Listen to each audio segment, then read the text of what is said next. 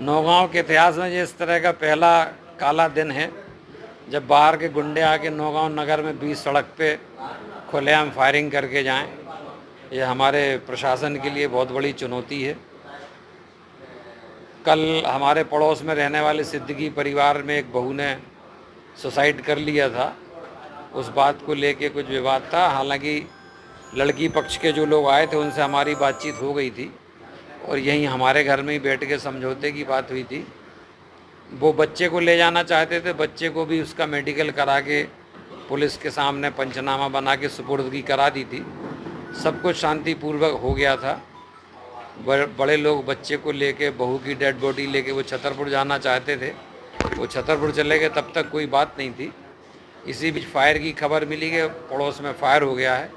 हम पूजा कर रहे थे, वैसे ही लुंगी पहने और पूजा के कपड़े पहन के जैसे ही हम सड़क पे आए तो वहाँ कुछ नहीं था, सन्नाटा था। तो हम एक बार इनके सिद्दीकी जी के घर की तरफ पहुँचे, वहाँ उनकी जीपों पे खड़े थे। इस बीच फिर 2 मोटरसाइकिलें आई और उनमें 4 लड़के थे। उन्होंने फायर किया, बार बार घोड़ा चढ़ा के 2 बार 3 बार। फिर एक मोटरसाइकिल वाले ने हमसे पूछा तुम कौन हो, तो हमने कहा हम पड़ोसी हैं, और गोली में चलाओ, वहाँ कोई है नहीं, कोई फ़ायदा नहीं। तो उसने हमें गालियाँ बकीं और गाली बक के कट्टा दिखा के हमसे बोला कि तुम यहाँ से भागो। तो हम भी अपनी जान की हिफाजत चाहते हुए अपनी बेइज्जती करा के वहाँ से आ गए। लेकिन वो गुंडागिर्दी है, ये अच्छी बात नहीं है नौगांव नगर के लिए, और नौगांव के इतिहास में इस तरह का कभी हुआ नहीं है। इसलिए मैं इस घटना की बहुत निंदा करता हूँ और पुलिस प्रशासन से ये उम्मीद करता हूँ कि ऐसे गुंडे मवाली लोगों को पकड़ा जाना चाहिए जिन्होंने इस तरह की हरकत की है। ये नौगांव की शांति व्यवस्था के लिए बहुत बड़ी चुनौती वाली घटना है।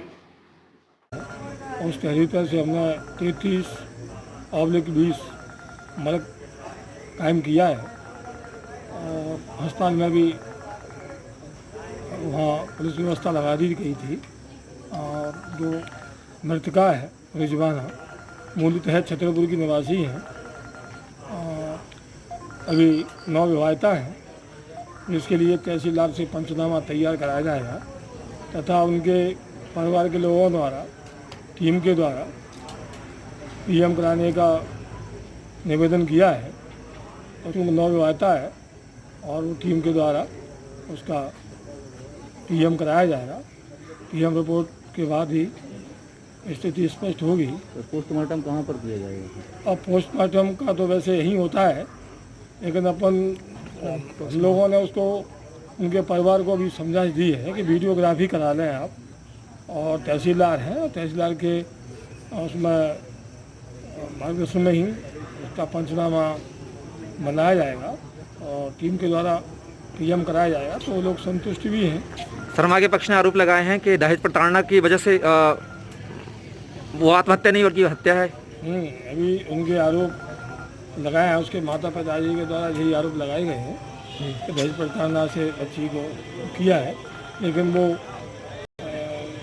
अनुविभागीय अधिकारी पुलिस के द्वारा जांच की जाएगी, उसमें जो तथ्य उनके कथन लिए जाएंगे और जांच में जो भी तथ्य आएंगे उसके हिसाब से कार्रवाई की जाएगी। से कल बात हुई थी उसकी शाम को, वही 7 बजे की टाइम है। तो उन्होंने कहा भी लोग परेशान करती, हमें खाना नहीं देती अच्छे से, दिन भर काम करवाती हैं और पैसे मांगती। जब से शादी करी हमने, जब से भी लोग परेशान कर रही। हम लोगों ने कैश पैसा नहीं दे पाए थे, जब से भी लोग 10 लाख रुपया मांग रही हम लोग से, और मांग रही वो लड़की को परेशान कर रही। लास्ट टाइम बेटी से बात कब हुई थी आपकी? हम आई कल हुई थी शाम को 6-7 बजे की टाइम।